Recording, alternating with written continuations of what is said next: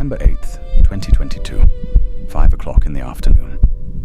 In a quiet room on the upper floor of Balmoral Castle, Scotland, a 96-year-old woman closes her eyes for the last time. No cameras, no crowds, no golden light of state rooms, no trumpets, no ceremony. Just the grey Scottish afternoon coming through the window and the sound of the wind outside. The events you are about to see are based on historical fact. This documentary combines archival footage from verified sources with AI-generated imagery for educational illustration. All sources are listed in the description. Within hours, something happened that no political scientist, no historian, no monarchy expert had predicted with certainty. The world stopped. Not in panic, not in crisis. In something stranger than either of those, in grief. People began gathering outside the palace gates, without quite knowing why. Not just British people, Japanese tourists who had never spoken to her, Americans weeping in ways they couldn't explain, Kenyans, Australians, Canadians, Indians, posting a single crown emoji and nothing else. The queue to see her coffin stretched for 24 hours. David Beckham stood in it. A man brought his young daughter and said he wanted her to understand what it looked like to do something truly important. 4 billion people watched the funeral, the largest television audience in recorded history. And here is the question that nobody has quite answered. Why? If you want the full story of what Elizabeth really cost and what she knew that the rest of us are only beginning to understand, subscribe now. This is a story told once. Why did a woman who never gave a personal interview, never published a memoir, never revealed an opinion on anything, never let a single tear fall in public, why did her death produce a grief of that magnitude? What was she, really? What did she cost? And what did she know about power, about sacrifice, about the price of becoming unforgettable, that the rest of us are only beginning to understand? To find out, we need to go back exactly 100 years, to a house that wasn't a palace, to a rainy London morning, and to a girl who was never supposed to be queen. April 21st, 1926. 2:40 in the morning. 17 Bruton Street, Mayfair, London. An elegant townhouse belonging to the Earl and Countess of Strathmore. A baby girl is born. She is third in line to the throne. Her uncle, Edward, is the heir. Her father, Albert, the Duke of York, is second. She, newly arrived in the world, is a distant third. For any reasonable person in 1926, this child becoming queen was nearly impossible. Edward was young, glamorous, adored by the public. He would marry. He would have children. He would push this little girl further and further from any throne. That was the plan. That was always the plan. Her family called her Lilibet. It was how she tried to say her own name, when she was too small to manage the syllables. The nickname stuck. Her grandfather, King George V, called her Lilibet. Her husband would call her Lilibet until the last day of his life, 70 years later. And those who knew her say it was the name she called herself quietly, when no one was watching. She grew up in a world of nannies, tutors, horses, and dogs. She loved horses before she could walk steadily. By 7, she could name every dog breed she encountered. By 10, she had a prodigious memory for faces, names, and dates. A gift that would astonish heads of state for nearly a century. And there was something else, something adults whispered about. She was too good. Winston Churchill met her when she was 2 years old. He wrote to his wife afterwards. He said the child had an air of authority and reflection astonishing in an infant. She didn't break toys. She didn't have tantrums. She lined her shoes in perfect rows before bed. She got up in the night to straighten pairs of toy horses that her mind told her were out of alignment. Her younger sister, Margaret, born 4 years later, was the opposite. Margaret was fire. Margaret was noise and stubbornness and laughter too loud for the room. Elizabeth was still water. And what nobody in that house understood yet was that this difference, the disciplined one and the wild one, would haunt the next 70 years. Margaret would break hearts. Margaret would break rules. Margaret would very nearly break the monarchy itself. And Elizabeth always would be the one holding the line. But that was still years away, because in December 1936, something happened in the upper floors of Buckingham Palace that nobody had planned for. Something that would change this child's life completely. His name was Edward, and he was about to do the unthinkable. Edward VIII had been king for less than a year when the crisis broke. He was in love. Not with someone the establishment could manage.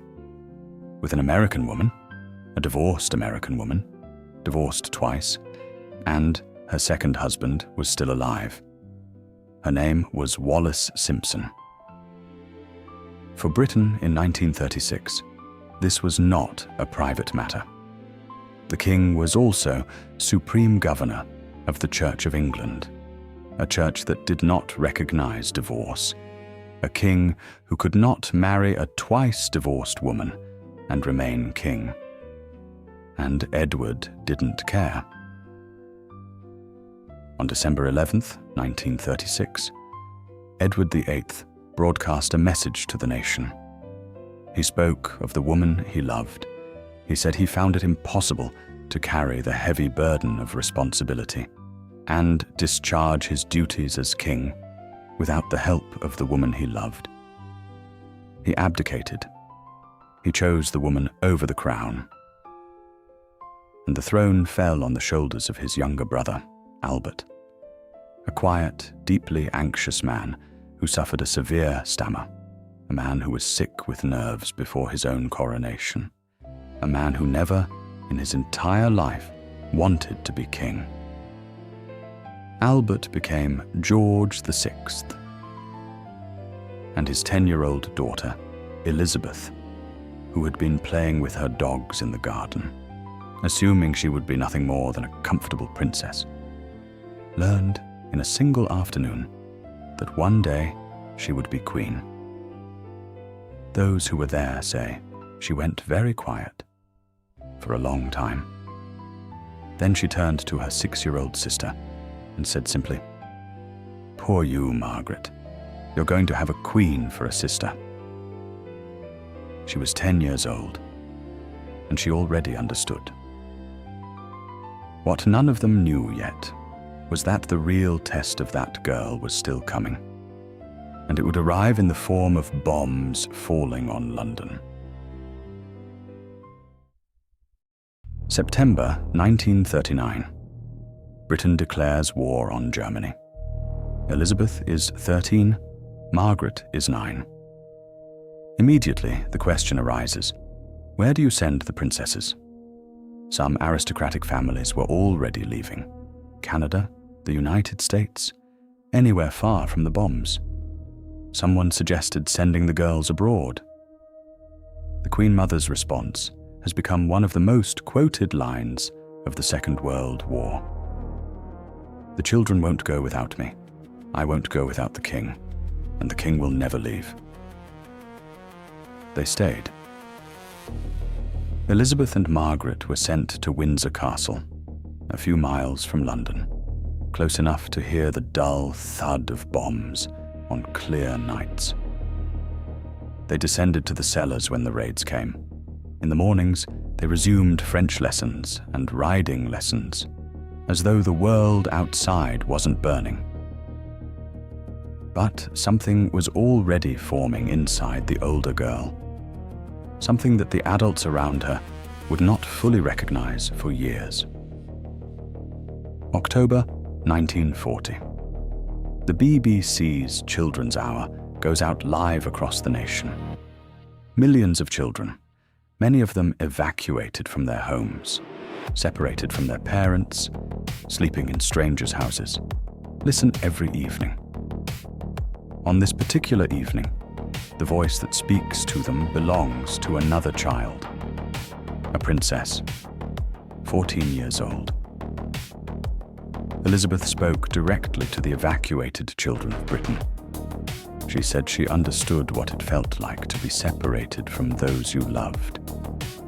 She said that together they would come through it. She said she believed, without any doubt, that everything would be all right in the end. People who heard that broadcast say they never forgot it, not because it was eloquent, but because it was steady. A 14-year-old girl, speaking with the composure of a woman twice her age. Something shifted in the public mind that night. This child wasn't decoration. This child had something.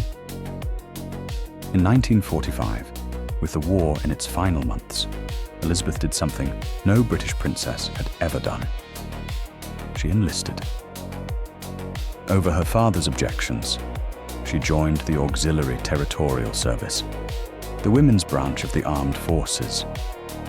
She swapped her dresses for overalls.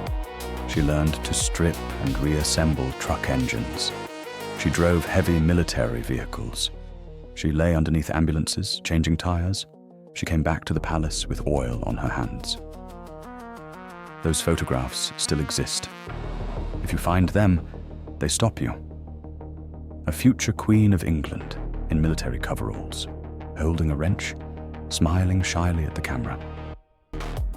And here, right here, a pattern begins. A pattern that will repeat for 70 years until her final day. Whenever there is a crisis, Elizabeth shows up. Not with grand speeches, not with promises, just with presence. On the night of victory in Europe, with London erupting in celebration, Elizabeth and Margaret made a request. They wanted to go out into the crowds without their identities known. In uniform, hats pulled low, they slipped out of the palace gates and disappeared into the celebrating city. Nobody recognized them. They danced with strangers. They went to bars. They sang in the streets. Elizabeth described that night, many years later, as one of the happiest of her life. One of the very few times, she said, I was just an anonymous person in a crowd. And that one sentence tells you more about the next 70 years than almost anything else she ever said. Because the woman who was happiest being anonymous was about to become the most recognized face on earth. There was just one thing left before all of that. There was a sailor. He was everything the court didn't expect. Tall, blonde, eyes like grey ice. Opinionated in ways that made senior courtiers visibly uncomfortable. And he had almost nothing. No lands, no fortune, no country. Not really. Philip was born a Prince of Greece in Denmark. His family was expelled from Greece when he was an infant. His mother, Alice, suffered severe psychiatric episodes and spent years in institutions. His father effectively abandoned him to relatives scattered across Europe. He was raised in parts of Germany, France, and Scotland. He learned English as something close to a second language.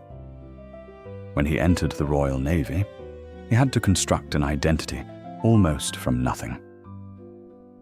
What nobody tells you about Philip is this. He was, in many ways, more of an outsider than anyone in that palace. He simply never let it show. Elizabeth first saw him in 1939. She was 13. He was 18. During a royal visit to the Naval College at Dartmouth, Philip was assigned to keep the two princesses entertained. He leapt over tennis nets. He ran across the courtyard, showing off. He was performing, and he knew it. It was probably the first time in Elizabeth's life that a young man had shown off for her. She never forgot him. Through the years of war, they exchanged letters, Philip serving at sea, Elizabeth at Windsor, and in her coveralls. Slowly, quietly, the teenage girl became convinced. This was the man, this one and no other. When she told her father, in 1946, that she intended to marry Philip, the reaction was cool. The objections were many. Philip was foreign. His sisters had married German aristocrats, with uncomfortable wartime associations. He had no money. He wasn't Anglican by birth. And the Queen Mother, sharp, protective, watchful, simply didn't trust him. Too arrogant, she said. Too rough around the edges. But here is the thing about Elizabeth, that this entire story will demonstrate again and again. When she made up her mind, it stayed made up. November 20th, 1947. Philip renounced his Greek and Danish titles, converted formally to the Church of England, took a British surname, was made Duke of Edinburgh the day before the ceremony. Britain was still under wartime rationing. Elizabeth had to collect clothing coupons to buy the silk for her wedding dress. And for a brief, rare, extraordinary period, they were simply happy. Between 1949 and 1951, the couple lived in Malta. Philip was an active naval officer. Elizabeth followed him. And for those 2 years, the heir to the British throne lived something close to a normal life. She drove her own car. She went to the hairdresser on her own. She was introduced to people simply as Elizabeth, or occasionally as Mrs. Mountbatten. She once described this period as the happiest of her adult life. No protocol, no audience, no performing. Just a young wife in a sunny harbour town. What nobody wanted to say out loud in those years was what was happening thousands of miles away, inside the body of her father. George VI had smoked since adolescence. In 1951, he began coughing blood. The diagnosis was lung cancer. For months, the family concealed the true nature of the illness from the king himself. He had surgery. He survived. He grew weaker. And in January 1952, too ill to travel in his own right, he asked his daughter to go to Kenya in his place. Elizabeth and Philip boarded a plane for East Africa. Neither of them knew it was the last time she would see her father alive. February 5th, 1952. Elizabeth and Philip arrived at Treetops, a small game viewing lodge built into the branches of a giant fig tree in Nyeri, Kenya. Below them, through the night, elephants moved through the waterhole.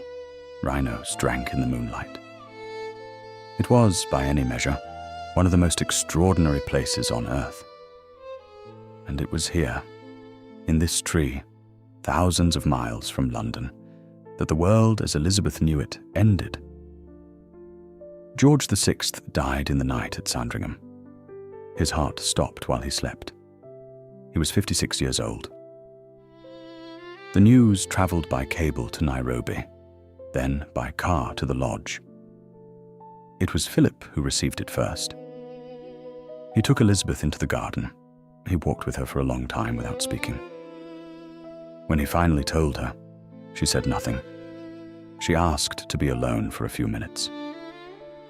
Then she came back. She picked up a pen, and she began signing documents. The veteran hunter, Jim Corbett, who had been guiding the group, wrote in the Treetops Visitors Book that evening. For the first time in the history of the world, a young woman climbed into a tree one day as a princess, and after having what she described as her most thrilling experience, she climbed down from the tree the next day as a queen. She was 25 years old. Her father was dead.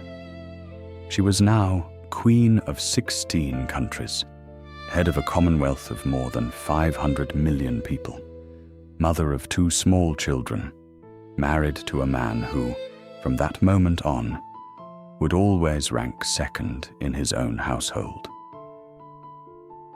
When Elizabeth returned to London, dressed in black, descending the aircraft steps with her face composed and unreadable, a quiet battle was already being fought, about a surname. Philip was Mountbatten.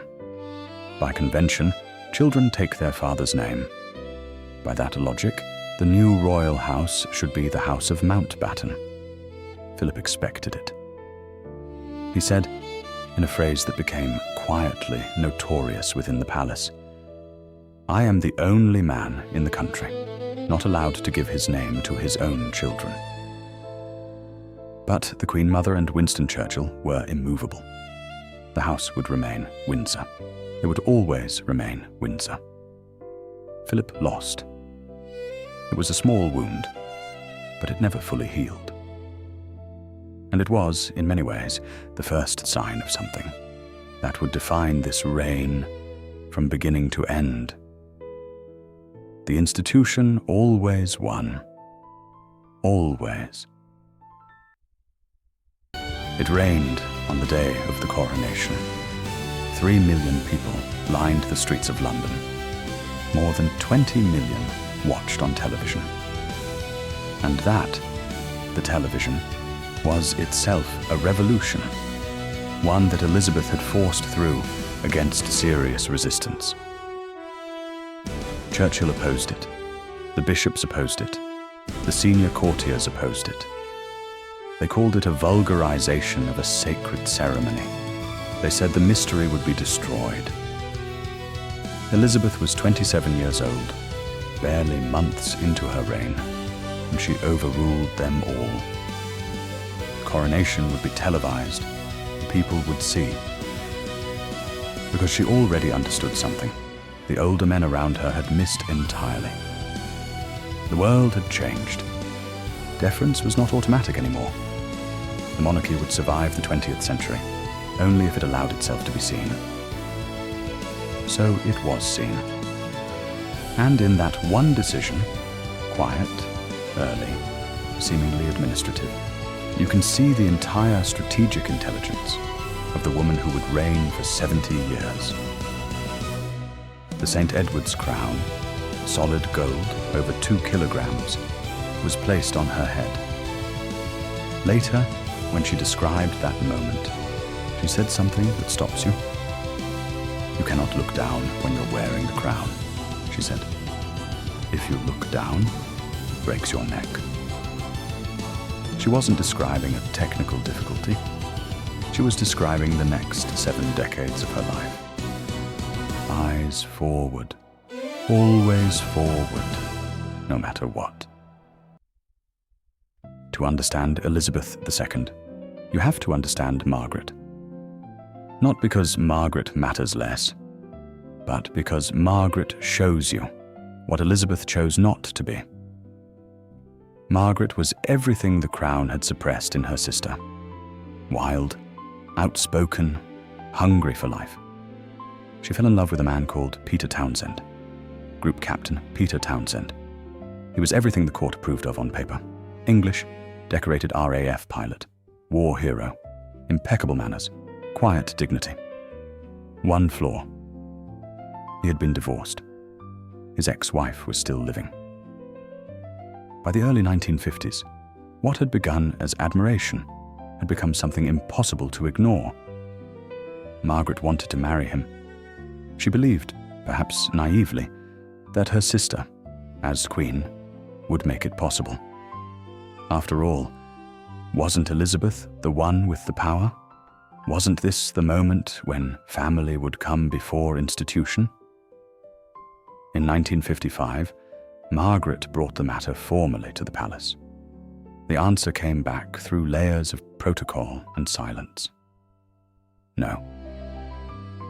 Here is what the history books don't always say plainly. Elizabeth could have changed the rule.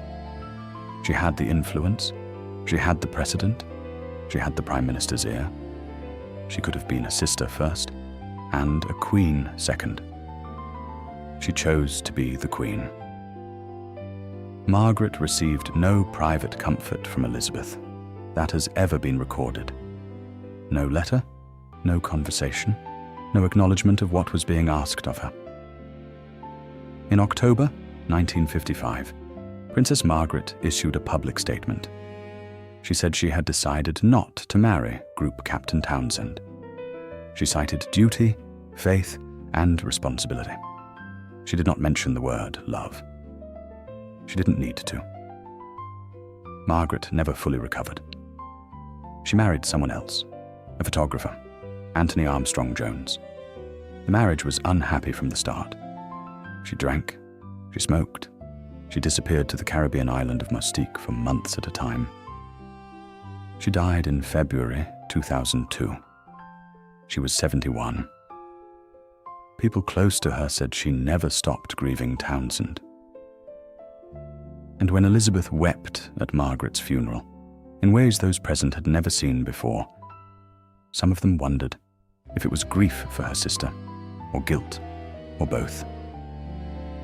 But here is the thing this story will return to, again and again. What happened to Margaret was not an accident. It was a pattern. The crown against the heart. The institution against the person. And Elizabeth, every single time, chose the institution.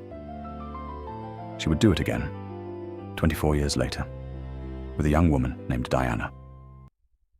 If this kind of story, the real cost of power, the hidden truth behind the crown, is what you're here for, hit subscribe, because what happened to Diana makes Margaret's choice look merciful.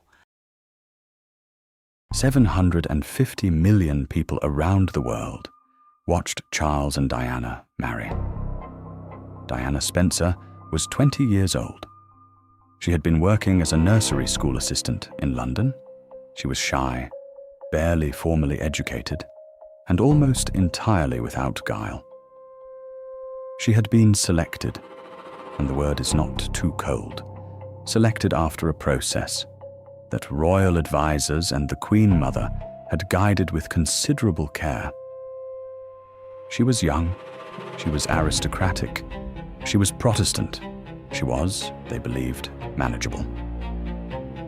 What nobody mentions is the other reason she was chosen.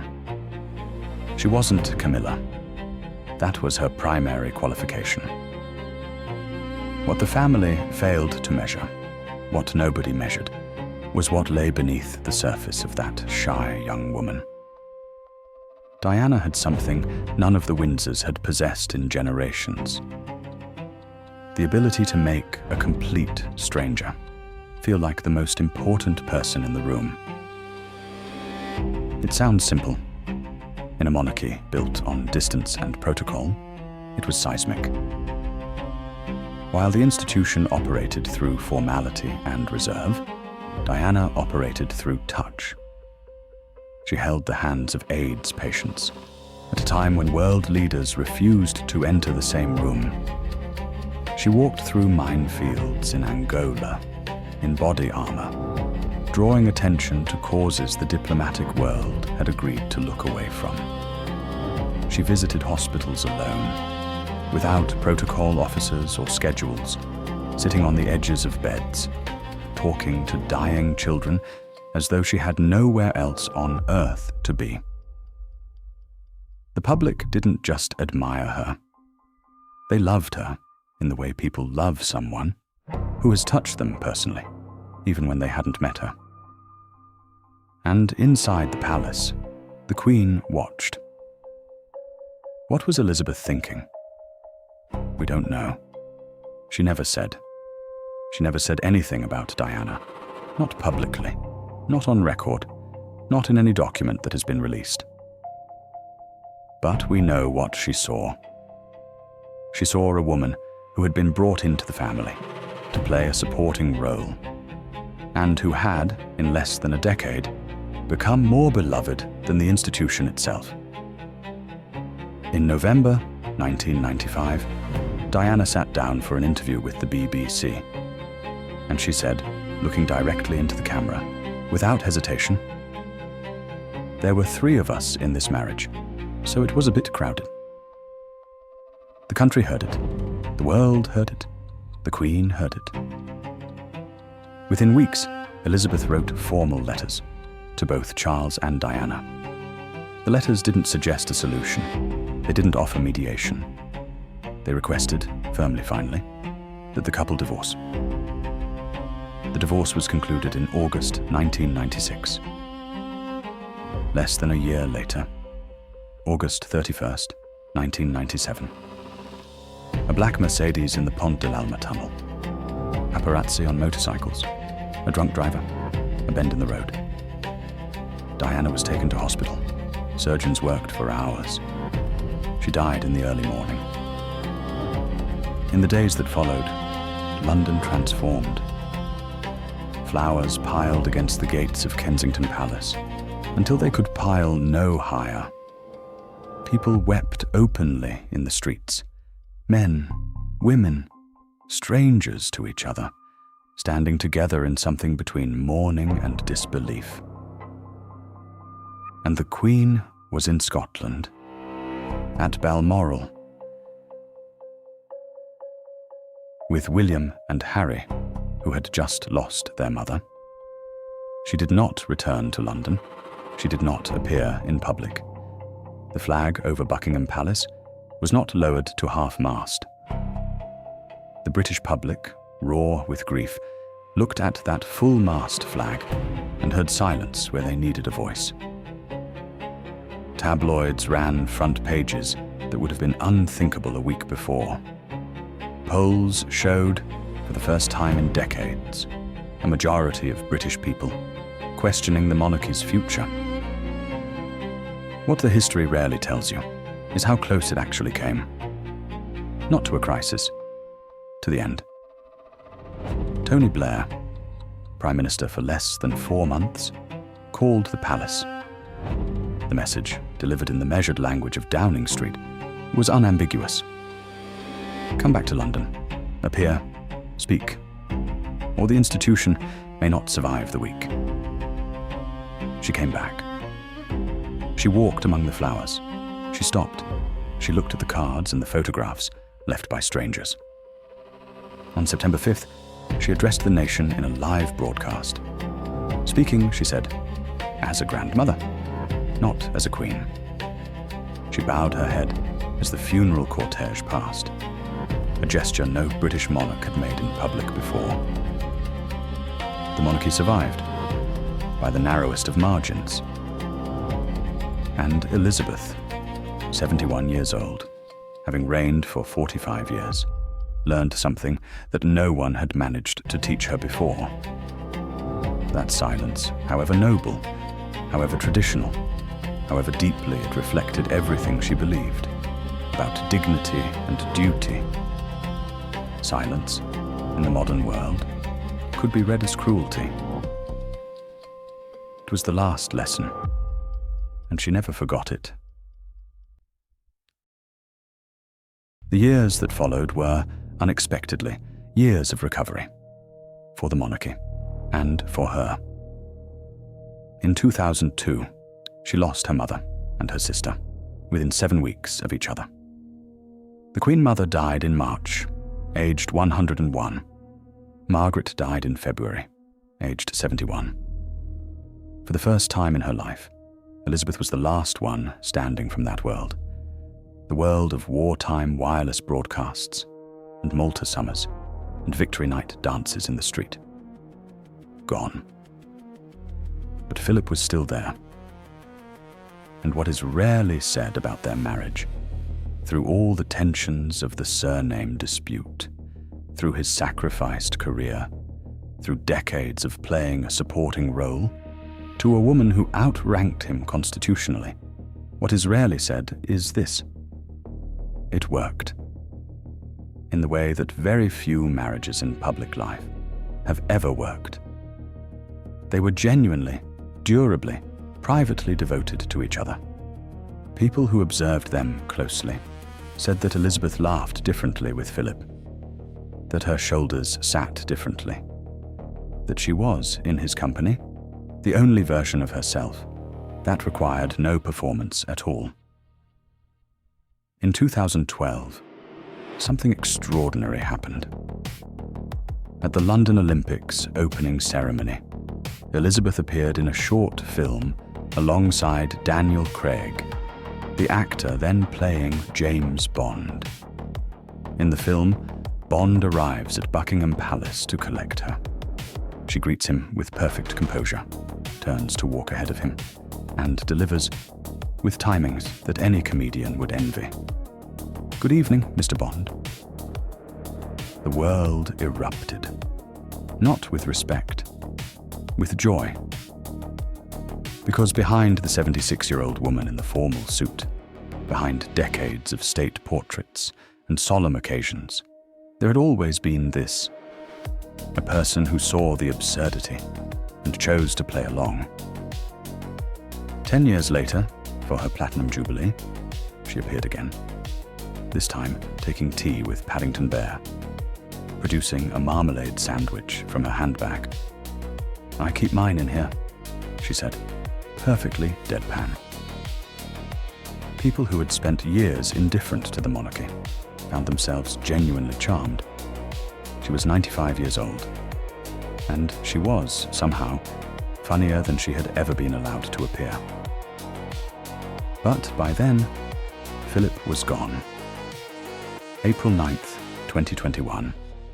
99 years old, 73 years of marriage. The longest royal marriage in British history. The funeral was held at Windsor Castle during the height of the COVID-19 pandemic. Restrictions meant the chapel held almost no one. Elizabeth sat alone in the vast, cold space of St. George's Chapel, dressed entirely in black, wearing a mask, separated from every other mourner. She was a small, still, solitary figure on a wooden bench. The photograph went around the world. It was the most honest image she had ever allowed to be taken. A woman alone, with a loss too large to perform. She had lost the only person who ever called her Lilibet. She kept working. She always kept working.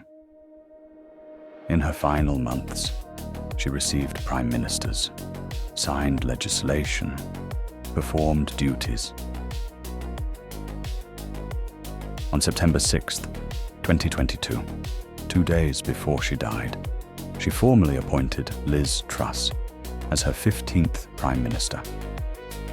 In 70 years, she had appointed 15. She had served under Churchill, Eden, Macmillan, Douglas Home, Wilson, Heath, Callaghan, Thatcher, Major, Blair, Brown, Cameron, May, Johnson, and Truss. She had witnessed the end of empire, the birth of the internet, the collapse of the Soviet Union, 2 global pandemics, and the transformation of Britain from a world power into something smaller, less certain, and still searching for its identity. And she had remained. Through all of it, she had simply remained. Today, April 21st, 2026, Elizabeth would have turned 100 years old. And London, for the second consecutive day, is marking the occasion. An exhibition of 200 pieces from her wardrobe fills the King's Gallery at Buckingham Palace. A new garden in Regent's Park bears her name. King Charles, her son, her successor, is at the British Museum today to view the final design for her national memorial. And in the afternoon, at Buckingham Palace, he will welcome a group of people who share something remarkable with his mother. They were also born on April 21st, 1926. They are 100 years old today. And Charles will present each of them with a centenary card in person, as his mother did for strangers like them, every year for decades. What did she think? What did she actually feel? This is the question that historians, biographers, and those closest to her have asked for 70 years. And the honest answer is that we will never fully know. Because Elizabeth made a choice, early, quietly, and absolutely, that almost no modern human being would make. She chose silence. Not the silence of someone with nothing to say, the silence of someone who understood that some things are protected only by not being said. She gave no personal interviews. She wrote no memoirs. She published no opinions. She carried no public grudges. She revealed no private wounds. In an age that demands confession, that treats privacy as dishonesty and restraint as coldness, she was the last great practitioner of a discipline that has almost no name anymore. The discipline of not being known. On April 21st, 1947, her 21st birthday, she broadcast a message to the Commonwealth. She spoke from Cape Town, South Africa. She was young, her voice was clear and unhurried. And she said, "I declare before you all that my whole life, whether it be long or short, shall be devoted to your service." Her whole life, whether it be long or short. She was 21 years old. She had no way of knowing it would be long, no way of knowing she would reign for 70 years, no way of knowing what that promise would actually cost. The marriages she couldn't save, the sister she couldn't protect, the daughter-in-law she couldn't reach, the husband she would outlive by 17 months, the grandchildren she watched pulled apart by forces she had spent her entire life trying to hold together. She couldn't have known any of it, and she kept the promise anyway. 100 years ago this morning, a girl was born in a townhouse in Mayfair. She was not supposed to be queen. She was not supposed to carry any of it. And yet, she became the longest reigning monarch in British history. She served under 15 prime ministers. She witnessed the transformation of an empire into a commonwealth, and a commonwealth into something harder to name, but still, somehow, held together. She outlasted everything. Revolution, scandal, tragedy, time itself. And somewhere inside all of that, behind the hats and the waving and the unreadable composure, there was always a woman.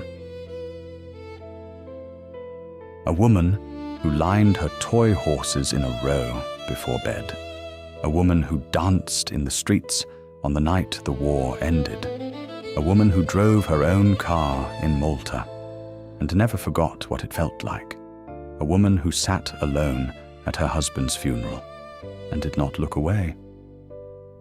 And a woman who, in her last hours, in a castle in Scotland, said one word. One word. To no one in particular, or to everyone.